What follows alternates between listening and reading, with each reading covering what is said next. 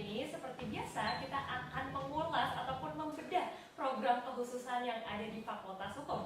Nah, pada hari ini kita akan membedah program kekhususan mengenai pasar modal, perusahaan, transaksi, dan sebagainya, yaitu program kekhususan Hukum Ekonomi. Oke, teman-teman, sudah bersama kita abang-abang perwakilan dari Hukum Ekonomi. Mungkin dari abang-abang di sini boleh nih memperkenalkan diri dulu. Oke. Halo Kak Meva, perkenalkan gue Muhammad Iqbal Fauzan. Bisa kalian panggil Iqbal, dan gue mahasiswa angkatan 2022. Di sini gue sebagai presiden himpunan mahasiswa Hukum Ekonomi. Dan kalau kesibukan saat ini mungkin ya teman-teman kepo, saat ini saya pribadi memang fokus pada kuliah aja dan lagi menyelesaikan tugas akhir. Oke, kalau misalkan ini aku ya sekarang ya. Nama aku ini Maximilian Vevel Yuda Purwoto. Nah, biasanya di Fakultas Hukum Universitas Padjadjaran ini aku dipanggil dengan sebutan Yuda. Nah, sekarang ini aku angkatan 2022, dan kalau misalkan teman-teman menanyakan apa sih kesibukan seorang Yuda ini, nah itu sama kayak Iqbal. Kita sedang berjuang untuk menyelesaikan tugas akhir kita. Doain ya guys ya. Oke Bang, mungkin langsung ke pertanyaan pertama. Pertanyaan penonton semua, sebenarnya alasan abang-abang memilih PK Ekonomi itu kenapa sih? Oke, mungkin dari gue dulu ya. Boleh, Oke. silakan Iqbal. Gue mau share nih teman-teman. Jadi waktu itu sekitar gue semester 3, gue tuh lumayan bingung nih antara mau pilih PK Eko apa PK Tiki waktu itu. Karena dua-duanya menarik. Cuma setelah gue research nih teman-teman, kira-kira profesi apa sih yang pengen gue kejar nantinya setelah menjadi seorang sarjana hukum. Dan ketika gue riset, ternyata menarik ya untuk menjadi seorang corporate lawyer, yang mana pengacara yang berfokus, berspesialisasi, expertise di bidang hukum korporasi. Dan gue bertanya, kira-kira PK mana yang bisa memprovide kepentingan gue ini.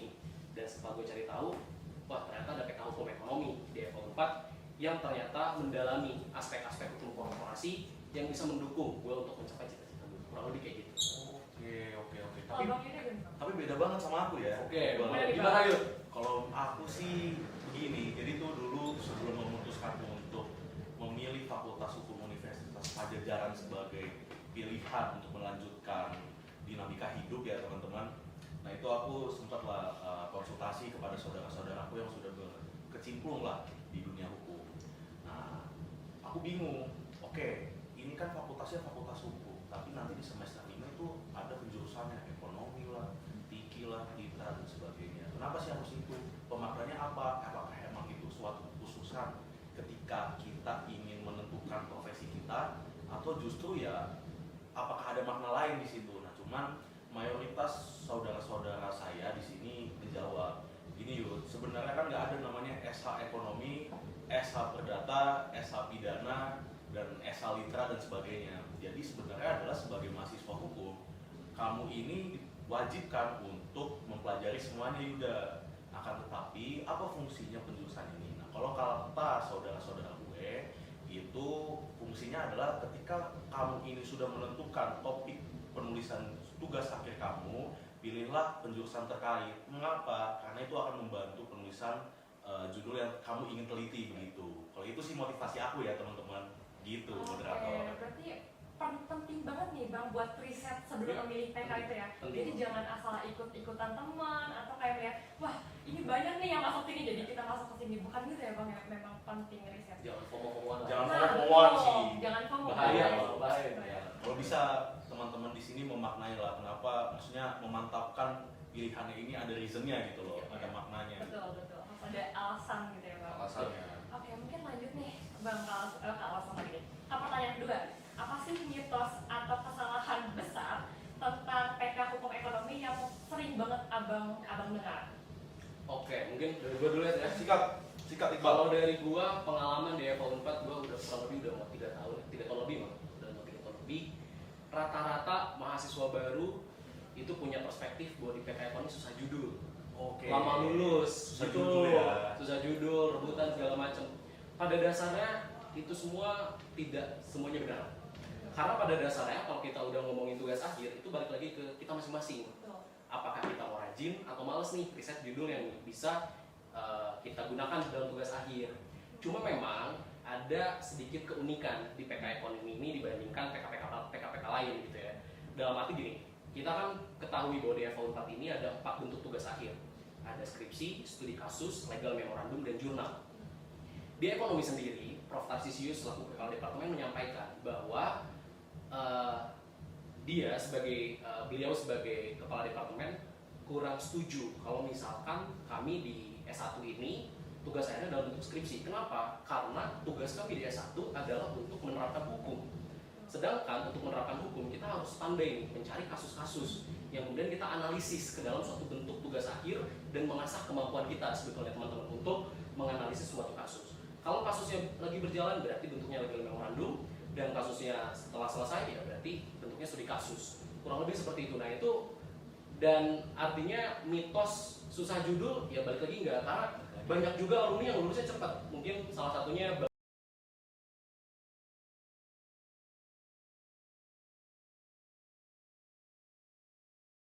Nicholas Firman, dia menyelesaikan studi di semester 7 padahal dia ekonomi juga gitu. Maksudnya berarti kan ini suatu mitos yang salah gitu. Itu sih dari gua mitosnya itu.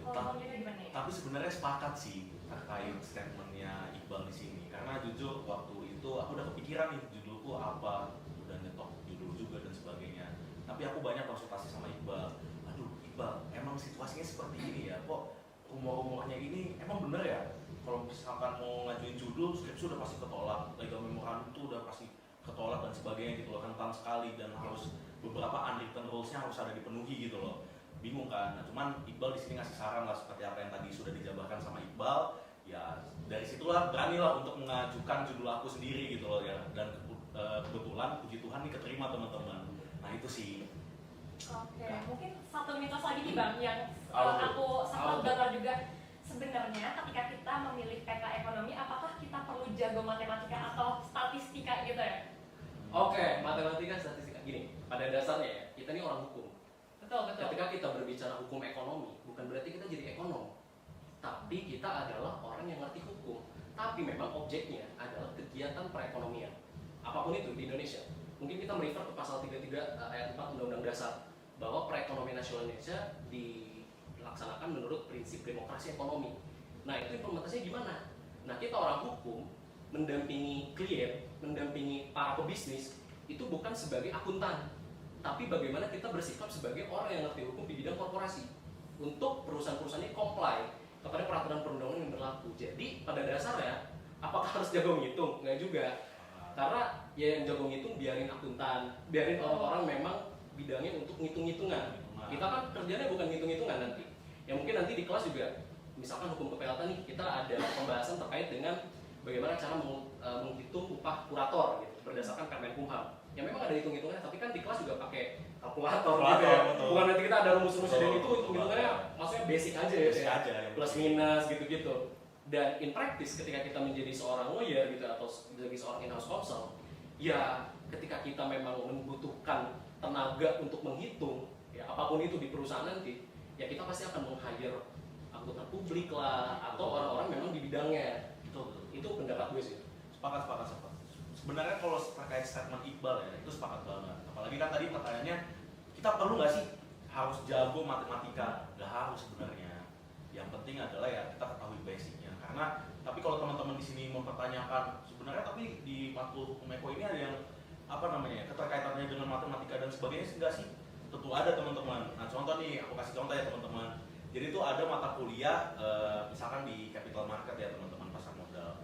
Nah itu tuh ada istilah suatu dokumen-dokumen compliance lah. Compliance itu kepatuhan yang harus dipenuhi. Nah contoh di dalam dokumen itu biasanya ada istilah namanya beneficiary owner, maksudnya pemilik manfaat. Itu ketika, mungkin aku gambarin aja ya sesimpel mungkin. Misalkan nih ada anak perusahaan, dia punya ibu, nah punya ibu lagi. Nah ibu ini apa namanya benefit di rumusan masalahnya adalah apakah ibu dari ibu perusahaan ini adalah beneficiary owner, pemilik manfaat atau enggak. Nah nanti itu ada matematikanya teman-teman untuk menghitung pengendalian dia terhadap ke anak-anak perusahaannya lagi. Jadi yang anak perusahaan paling bawah, jadi ada 3 layer gitu teman-teman. Nah itu ada hitung-hitungannya, cuman kayak itu kan hitung-hitungannya cuma kali perkalian doang gitu, basic banget. Makanya kalau untuk kayak yang ribet-ribet dan sebagainya ya itu udah ada bagiannya di ilmu terapan di fakultas lain gitu sih teman-teman. Berarti memang ada kaitannya sama matematika seribet itu. Gak seribet itu, Seribet itu. sumpah. Iya. Basic matematika berarti ya bang. Karena matematikaku itu pas SMA jujur jelek sih teman-teman. Sama ya, Jadi sama ya. gitu. Karena kan ya udahlah nih saya fakultas hukum biar nggak ada matematika ya. Iya tepat lah teman-teman.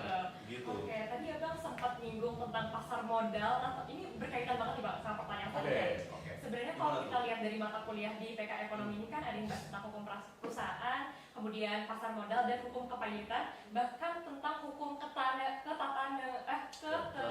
kerjaan. Nah sebenarnya gimana sih keterkaitan antara matkul tersebut? Oke, dari siapa dulu? Dari gue dulu ya. Oke, kalau dari gue gini teman-teman. Ketika kalian memilih PK Ekonomi ya sebenarnya sama dengan memilih PK-PK lain gitu ya. Kalian harus wajib mengampu 6 mata kuliah PK wajib gitu ya. Di PK Ekonomi sendiri itu ada 6 juga dan kelihatannya terpisah-pisah gitu. Padahal saling berkaitan dan justru membantu pemahaman kita mengenai aspek-aspek hukum ekonomi. Misalkan biasanya di semester-semester awal nih kayak semester 3 gitu ya. Orang-orang udah bisa ngambil matkul hukum ekonomi. Itu PK wajib kita. Di mana di hukum ekonomi ini kita belajar konsep hukum ekonomi in general. Kayak tadi yang aku bilang di pasal 334 Undang-Undang Dasar ada prinsip demokrasi ekonomi. Kita belajar bagaimana sih mengimplementasikan itu ke dalam kegiatan perekonomian nasional kita dan konsep-konsep lain yang sifatnya umum. Setelah itu kita akan mempelajari gitu. Ada beberapa bentuk sih badan usaha di Indonesia itu. Ada yang berbadan hukum, ada yang tidak berbadan hukum gitu ya. Ada PT, CV, firma, matskap, ada juga koperasi, dana pensiun, yayasan. Itu kita akan pelajari bagaimana aspek pertanggungjawabannya, bedanya di mana gitu ya. Dasar hukum yang mengaturnya apa. Itu akan kita pelajari di hukum perusahaan sebagai implementasi dari hukum ekonomi. Lalu yang namanya perusahaan pasti untuk menjalankannya perlu SDM kan, sumber daya manusia. Which is ya namanya perusahaan butuh tenaga kerja. Di dalam hukum ketenaga kerjaan kita bisa cari tahu tuh, kita bisa mendalami aspek-aspek ketenaga kerja dari hukum. Misalkan ketika tenaga kerja itu memperjanjikan perjanjian kerja, bagaimana sih ketentuan upahnya, upah minimum regionalnya, kemudian bagaimana ketentuan waktu kerja lembur, waktu istirahat, itu kita semua pelajari. Dan itu sangat-sangat berkaitan dengan matkul-matkul sebelumnya. Dan yang namanya perusahaan, dalam menjalankan perusahaan gitu ya, pasti membutuhkan pendanaan. Wajar. Misalkan dia punya punya rencana untuk ekspansi usaha, pasti ada salah satu rencana untuk misalkan ngutang deh ke bank gitu, atau dia ikut tender KPBU, Public Private Partnership. Dan ketika dia dinyatakan sebagai pemenang tender, dia kan harus mencari pendanaan. Dari mana? Syndicated loan, kredit sindikasi. Jadi kita di hukum perbankan pun akan berbicara jenis-jenis kredit, prinsip-prinsip perbankan, termasuk perbankan dari segi kelembagaan yang diawasi oleh OJK atau Otoritas Jasa Keuangan. Itu di hukum perbankan. Dan tidak hanya itu, maksudnya perusahaan tidak hanya mendapatkan utang dari bank, tapi bisa juga mendapatkan pendanaan dari yang lain. Tidak mau utang deh ke bank gitu, ya udah listing aja saham di IPO, di Bursa Efek melalui proses IPO. Di mana kita belajar di hukum surat berharga dan pasar modal. Bagaimana hak dan kewajiban perusahaan ketika menjadi perusahaan terbuka itu berbeda dengan ketika perusahaan itu masih menjadi perusahaan tertutup. Itu kita belajar di hukum pasar modal. Dan ketika perusahaan punya utang, tidak mampu bayar utang, gimana cara menyelesaikan proses utang piutang itu? Kita kan ada gugatan perdata biasa, tapi dalam hukum ekonomi ada proses penyelesaian sengketa yang lebih khusus diatur dalam Undang-Undang 37 2004 tentang kepailitan dan PKPU. Itu semua untuk menyelesaikan utang piutang perusahaan pada umumnya, badan usaha gitu ya. Itu kita belajar di mana? Hukum kepailitan. Jadi semua ini itu saling berkaitan, saling kebergantungan. Jadi ketika kita lulus menjadi sarjana hukum, spesialisasinya di hukum ekonomi, kita akan paham aspek-aspek korporasi dari satu sampai angka-angka selanjutnya lah, sampai aspek-aspek yang lain gitu kurang lebih. Mantap banget Iqbal, sangat komprehensif ya penjelasannya. Ya cuman sebenarnya apa yang dia sudah disampaikan Mas Iqbal ini ya, itu sudah merangkum semuanya sih. Cuma di sini aku pingin menyederhanakan lah. Analoginya seperti ini aja sih teman-teman. Misalkan nih teman-teman di sini pingin buka usaha kopi. Nah, tentu saja kan usaha kopi ini teman-teman pasti tujuannya itu adalah menghasilkan keuntungan yang sebaik-baiknya. Dan untuk mencapai tujuan tersebut itu diperlukan namanya suatu ibaratkan usaha lah, suatu usahanya gitu loh. Biar prosesnya ini berjalan dengan lancar gitu teman-teman. Nah, tapi kan untuk itu bisa berjalan dengan lancar tentu harus ada aturan main yang disepakati. Ya. Entah itu dengan pemerintah yang tadi baru udah bahas dan sebagainya, ada dispute resolution, capital market dan sebagainya terkait pengaturan modal, utang piutang dan sebagainya. Ada juga dengan pelanggan, itu berkaitan dengan konsumen tentu, dan juga terkait tenaga kerja yang tadi mbaknya ini tanyakan kan, yaitu ketenaga kerjaan. Nah sebenarnya itu aja, tapi kalau pengen analogi lebih simpel lagi ya, ibaratkan dunia bisnis itu seperti jalan raya lah teman-teman. Jalan raya di sini ya ibaratkan kendaraannya ini adalah suatu perusahaan ya teman-teman. Nah si orang-orang yang mengemudinya itu anggaplah suatu pemegang sahamnya gitu ya teman-teman. Nah terus tujuannya kan pasti tadi ingin mendapatkan keuntungan sebesar-besarnya kan. Akan tetapi ya tantangannya adalah untuk mencapai ke ranah tujuannya tersebut pasti ada aturan main yang disepakati tadi teman-teman, karena terdapat tantangan jangan sampai nabrak mobil lain, jangan sampai kena tilang dan sebagainya. Ya tentu dibuat regulasi biar apa, kebebasan subjek hukum yang satu tidak berbentrokan dengan subjek hukum yang lainnya teman-teman. Ya itulah fungsi hukum kan, mengatur kan sebagai pagar gitu teman-teman. Gitu sih, sepakat. Bang, tapi aku jadi penasaran apakah di hukum ekonomi ini secara garis besar kita belajar tentang perusahaan dan ya apa yang ada di dalamnya secara garis besar gitu? Secara garis besar iya, cuma banyak banget di luar aspek tadi yang dipelajari. Karena aspek-aspek tadi yang udah aku bicarakan itu aspek-aspek yang sangat umum, dan ketika kita menjadi seorang lawyer banyak hal yang perlu dipelajari lebih dalam. Ya kan? Kayak misalkan kita mau fokus di bidang banking, perbankan gitu ya. Kita mau membantu klien untuk comply dengan peraturan perundang-undangan di bidang perbankan. Kita nggak hanya mempelajari undang-undang perbankan, tapi kita juga perlu mempelajari peraturan teknisnya, peraturan OJK, peraturan Bank Indonesia, dan peraturan-peraturan teknis lain. Jadi memang basically secara umum ya memang kita mempelajari korporasinya. Tapi tadi balik lagi ada spesialisasi tertentu di bidang-bidang waktu tertentu gitu ya.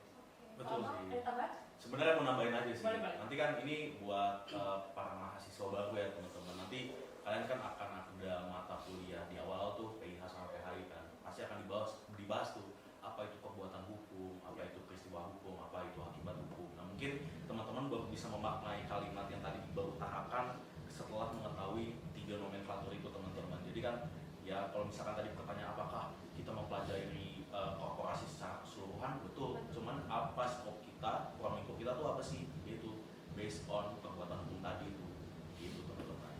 Oke, lanjut ya teman-teman ke pertanyaan selanjutnya. Ini mengenai suasana lingkungan nih Bang. Ya. Gimana sih lingkungan di kelas PK Ekonomi ini? Apakah anak-anaknya kompetitif atau malah sangat kolaboratif gitu? Wah mantep banget nih, Bal. Mantap banget pertanyaan. Oke, dari gue dulu ya. Boleh. Gue berkaca ke teman-teman angkatan gue aja, sebenarnya di angkatan gue gitu ya. Gue merasa jujur anak-anak di PK Ekonomi, ya gue nggak tahu di PK-PK lain kan, gue nggak mengalami gitu ya. Betul. Di PK Ekonomi, jujur anak-anaknya sangat-sangat kompetitif. Dalam arti gini, di kelas, walaupun mereka itu, kita kan kadang malas ya, kelas pagi gitu, setengah 8 tuh jujur aja, kadang malas. Tapi bagaimana semangatnya anak-anak PK Ekonomi, khususnya di angkatan gue, itu berusaha memahami dan mendalami setiap substansi yang kita pelajari di kelas. Jadi gak hanya di kelas, tapi dalam arti gini, kompetitifnya. Kita di kelas belajar misalkan tentang suatu hal. Tapi ini tuh gimana sih Bang? Maksudnya gue perlu mendalami deh soal ini. Keluar kelas, kita nongkrong di kantin. Sesimpel itu, kita makan-makan, kita bercanda gitu ya, kita ngecil aja. Tapi sambil kayak gitu, gue gak ngerti kenapa juga, ini bagus sih, in a good way gitu ya. Anak-anak PK Ekonomi itu suka tiba-tiba nyelotok. Bang, lu kemarin baca gak sih soal Sritex? Kok kayak gue agak penasaran nih aspek ininya. Dari situ muncul debat, dari situ muncul saling adu argumen, dari situ muncul, oh iya, coba kita bedah deh undang-undangnya. Kita bedah di kantin gitu, maksudnya di tempat yang bahkan informal, bukan di kelas.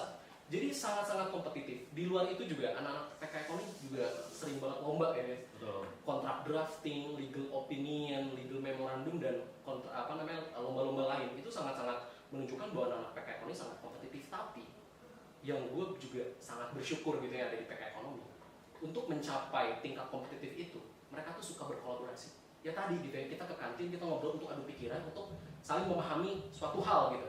Itu kan kolaborasi, bentuk kolaborasi gimana kita untuk memahami satu hal itu nggak sendiri-sendiri.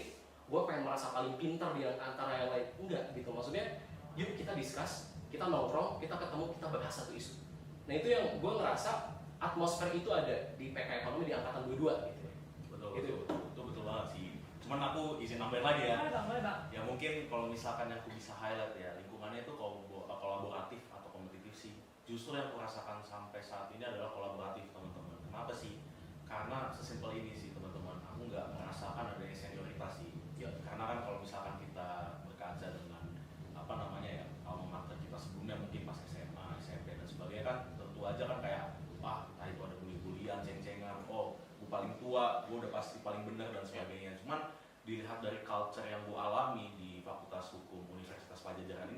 Justru enggak, kadang gue juga sendiri itu suka nanya-nanya ke adik tingkat, men, karena gue menganggap ya dia lebih mengerti di bidang itu, dan saling berdialektika kita lah, ngobrol, diskusi, nanggepin satu sama lain, dan kita saling belajar aja gitu loh teman-teman. Dan dari situ sih gue menganggap kayak oh oke, ini lingkungannya cukup membangun banget nih. Dan kalau misalkan ditanya ada nggak sih aspek kompetitifnya, oh tentu ada teman-teman, cuman kompetitifnya ini lebih menggapai profesinya masing-masing teman-teman, karena orientasinya bukan kayak aku harus lebih pintar dari kawan ini, orang ini, nggak kayak gitu teman-teman, tapi lebih kayak gimana ya caranya gue bisa dari satu populasi, keseluruhan populasi di Indonesia yang ibaratkan lulus dari fakultas hukum dan ingin mencari kerja, gimana caranya gue menang ya, seleksi gitu loh, gue masuk firm yang gue ingin impikan, atau enggak gue ingin menjadi apa namanya ya, mencari profesi yang gue inginkan di bidang hukum. Nah itu kan kompetitifnya lebih ke sana sih teman-teman. Jadi kayak kita ibaratkan di sini dalam suatu sangkar yang sama dan saling bahu membahu gitu sih teman-teman. Jadi kayak senioritas gak ada sama sekali sih teman-teman. Jadi kayak misalkan ada cutting nih, ya udah tanya aja, pasti dia pingin ditanya juga karena kayak bosen juga kehidupannya gitu teman-teman. Terutama gua gitu loh teman-teman. Jadi lain kali kalau ketemu gua sapa aja ya teman-teman, ke Iqbal juga. Ya walaupun dia sibuk juga kan, enggak ketua. Berarti memang ada yang kompetitif dan kolaboratif gitu ya Bang? Kayaknya di setiap mereka pun kayak begitu nggak sih Bang? Balance gitu ya? Balance. 50-50 aja sih. 50-50 aja aja sih. gitu. Mungkin terakhir nih Bang, Boleh. pesan untuk akang teteh semua yang masih bingung untuk pilih PK apa nih? Pesannya dari Iya. gue dulu. Boleh. Oke. Paling gini teman-teman, coba gue nggak akan maksa kalian ikut PK ekonomi gitu ya. Tapi fun fact aja, gue mau sombong dikit. PK ekonomi itu selalu yang terbanyak di setiap angkatan. Iya sih. Tapi Fun fact ya Bang berarti ya? Tapi jujur. Fun fact. jujur ya sih, jujur ya. Paling banyak peminat. Iya. Tapi terserah kalian mau PK apa silakan. Tapi karena gue adalah orang yang selalu menyusun rencana. Jadi fun fact ya, teman-teman sambil cerita aja. Gue itu setiap tahun baru per 1 Januari, gue itu menyusun grand design tahun ini gue mau ngapain. 2023, 2024, 2025 itu gue susun. Sehingga apa? Gue itu tipikal orang yang ketika ada distraksi di tengah tahun itu, ketika oh kayaknya impian gue di tahun ini kayaknya akan ke distract deh. Kalau misalkan gue menerima ini, gue gak akan terima. Jadi saran gue, coba kalian untuk menyusun rencana dengan baik gitu. Dalam artian setiap tahun ini kalian di FK mau apa? Termasuk kalian ingin riset tentang apa? Kalian ke depan itu ingin berprofesi sebagai apa? Ya mungkin Yuda punya pendapat lain, tapi gue punya pendapat lain juga, sepakat. Bahwa gue harus mikirin dari sekarang, gue akan jadi orang yang seperti apa di masa depan. Apakah gue memilih jalan lawyering? Apakah gue jadi PNS? Apakah gue ingin jadi jaksa? Itu kita harus pikirin dari sekarang. Dan teman-teman lihat, gue tuh passionnya di mana sih? Ketika kita, karena kan sebelum mencicipi PK wajib nanti ya, itu kan mencicipi dulu matkul-matkul wajib gitu ya. Coba cari tahu, ini di pidana kira-kira suka nggak ya? Perdata suka nggak ya? Hukum lingkungan suka nggak ya? Jadi coba untuk mencicipi itu semua dulu. Kalian riset, kalian cocokin. Kira-kira profesi yang gue mau dengan apa yang gue suka nih nyambung nggak gitu. Dan nanti kalian bikin decision, bikin keputusan. Oke, gue mau fokus di mana? Ya walaupun pada akhirnya kita tuh nggak ada sarjana hukum ekonomi, sarjana hukum perdata. Banyak juga anak-anak pidana yang pada akhirnya bekerja sebagai seorang corporate lawyer, banyak juga gitu. Tapi setidaknya bagi gue adalah yang penting inline, sejalan. Oh gue pengen jadi corporate lawyer nih, yang mana ke depan gue akan sering berkutat dengan materi-materi atau substansi terkait dengan korporasi. Oh ya udah, biar gue paham dulu lebih awal, makanya gue pilih PK ekonomi. Jadi untuk menyusun rencana itu menurut gue sangat-sangat penting. Oke. Menarik sih Bal, jujur sih. Cuman kan tadi kan ini sebenarnya berkaitan dengan pertanyaan pertama ya. Jujur gua sama Iqbal ini kan jawabannya tadi beda kan. Cuman itulah bukti kita menghayati pilihan kita masing-masing yang dan ada reasonnya gitu loh teman-teman. Nah cuman kalau teman-teman di sini tanya aku sendiri, sebenarnya kesan dan pesan tadi ya, pesan kenapa memilih penjurusan ekonomi. Sebenarnya gini sih teman-teman, aku pingin menceritakan dulu ya teman-teman POV aku terkait hukum itu, pelajaran hukum itu kayak gimana sih apalagi kita mahasiswa hukum kan. Nah menurut gue ya teman-teman, kalau misalkan dibandingkan seperti anak teknik dan sebagainya, jujur untuk pemahaman materi dan availability materi yang bisa kita baca itu gampangan kita teman-teman, karena kita cuma modal baca, dan itu semua ilmu bisa dikejar even tanpa kelas sekalipun gitu loh teman-teman. Asalkan ya kalian niat aja. Kalau misalkan berarti Bang Yuda, berarti kalau misalkan kayak gitu banyak dong sarjana-sarjana hukum yang sebenarnya lulus tapi SH-nya SH bodong. Oh tentu teman-teman banyak banget. Ya karena itu kita cuma mengandalkan sistem kebut semalam, terus habis itu untuk UTS kan, UTS UAS, tapi 2 minggunya setelahnya lupa gitu teman-teman. Jadi kayak cuman short term memory aja gitu kan. Jadi kayak ya udahlah dibuang aja, tapi IPK-nya bagus gitu teman-teman. Cuman kan dia nggak mau memaknai gitu loh, nggak mau memaknai sebagai sarjana hukum. Nah itu sih yang paling teman-teman harus perhatikan sebenarnya. Ya karena balik lagi teman-teman, itu kalian tuh bisa kejar itu dari awal-awal semester gitu teman-teman. Nah berkaitan dengan pertanyaan mbaknya ini, itu sebenarnya gini teman-teman. Kalau aku kan tadi pengalamannya adalah penjurusan ini itu adalah untuk menentukan sebenarnya adalah tugas akhirnya tuh ingin dibawa kemana dan sebagainya. Jadi teman-teman di sini ya emang pressure-nya segede itu teman-teman. Kalian harus mempelajari semua bidang hukum dan sebagainya. Cuman mungkin kalau misalkan kita bayangkan ya teman-teman, ada interview kerja dan sebagainya. Oke, tell me about yourself gitu misalkan ya. Nah kalian teman-teman bisa, gak boleh ibaratkan kalian mindsetnya seperti ini teman-teman. Ya gua master di hukum A, B, C doang. Nah itu jangan teman-teman. Tapi ya gua master semuanya teman-teman. Tapi gua punya deep interest sama matkul-matkul tertentu. Seperti yang Iqbal lakuin di sini teman-teman. Nah cuman kalau misalkan pesan aku sih ya itu sih teman-teman. Teman-teman cari tahu dulu minatnya di mana. Jauh-jauh hari. Ya mungkin matkulnya itu masih semester 4. Teman-teman kejar aja teman-teman dari semester 1. Kalau udah bisa beli bukunya, baca ya biar kalian tuh lebih pakem gitu loh teman-teman. Karena di fakultas ini nggak memandang umur, bahkan kalian tuh bisa lebih pintar daripada orang yang semester 5 gitu loh. Gitu sih teman-teman. Terima kasih Bang Iqbal dan juga Bang Yuda atas sharing-sharingnya buat teman-teman. Jangan lupa nonton